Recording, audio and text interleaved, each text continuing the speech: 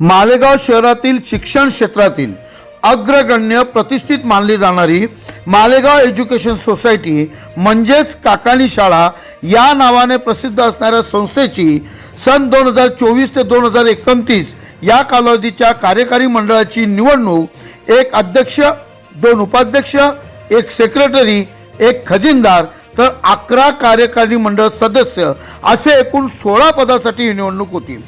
अर्ज छाननी प्रक्रियेनंतर व माघारी प्रक्रियेनंतर अध्यक्षपदासाठी रवींद्र बाबूलाल दशपुते हा एकच अर्ज शिल्लक राहिल्याने अध्यक्षपदी त्यांची निवड बिनविरोध झाली। तो उर्वरित 15 जागेसाठी दिनांक 3 मार्च 2024 रोजी निवडणूक प्रक्रिया पार पडली। एकूण 89 मतदारांना मतदान करण्याचा हक्क होता।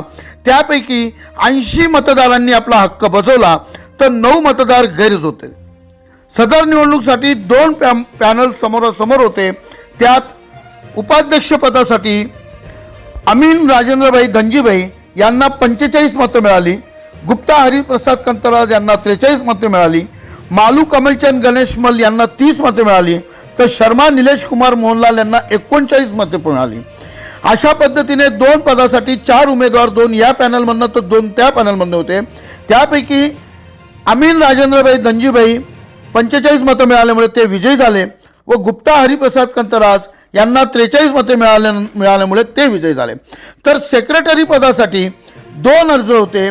त्यात कलंत्री सतीश रामकिसन यांना 34 मते मिळाली तर लोढा निलेश ताराचंद यांना 45 मते मिळाल्यामुळे लोढा निलेश ताराचंद हे 45 मतामुळे विजयी झाले।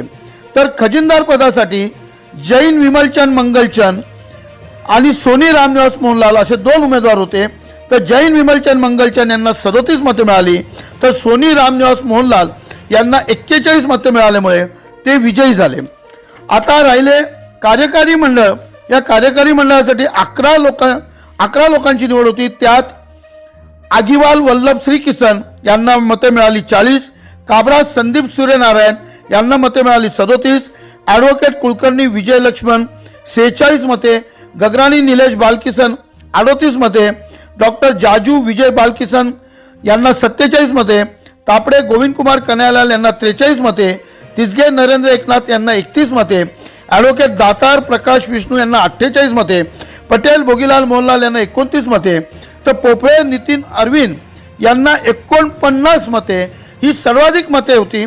बडाळे भगवानदास रामविलास यांना 39 मते, बागडे श्रीकांत हरी यांना 44 मते, बेलन राजेंद्र कृष्णराव यांना 41, मुळे अनिल भास्कर यांना 44, डॉक्टर मांगुळकर प्रदीप दामोदर यांना 45, लोढा अनिल कुमार भागचंद यांना 44, लोढा सुनील ताराचंद यांना 39, शर्मा अरुण कुमार मोहनलाल यांना 31, शाह प्रभात प्रसन्न कुमार यांना 27, सुतौणी गोविंद दत्तात्रय यांना 29, ॲडव्होकेट हिंगे धनंजय देवीदास यांना 41 तर हेरा वसंतलाल भोगीलाल मोतीलाल यांना 30 मते असे एकूण 22 उमेदवारांमधून 11 लोकांना निवडून द्यायचे होते।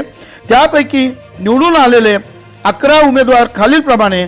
सर्वाधिक मते मिळालेले पोफळे नितीन अरविंद, त्यानंतर ॲडव्होकेट दातार प्रकाश विष्णू, डॉक्टर जाजू विजय बालकिसन, ॲडव्होकेट कुलकर्णी विजय लक्ष्मण, डॉक्टर मांगुळकर प्रदीप दामोदर, बागडे श्रीकांत हरी, मुळे अनिल भास्कर, लोढा अनिल कुमार भागचंद, तापडे गोविंद कुमार कन्हैयालाल, बेलन राजेंद्र कुमार कृष्णराव, ॲडव्होकेट हिंगे धनंजय देवीदास अशा प्रमाणे कार्यकारी मंडळातले हे 11 लोक निवडून आली।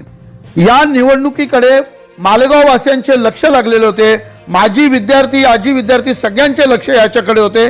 या निवडणुकीमध्ये ही निवडणूक अत्यंत चुरशीची झाली असून यात सर्वाधिक मते नितीन पोफळे यांना मिळाली आणि कार्यकारी मंडळासाठी त्यांची निवड सर्वाधिक मताने त्यांची निवड झालेली आहे।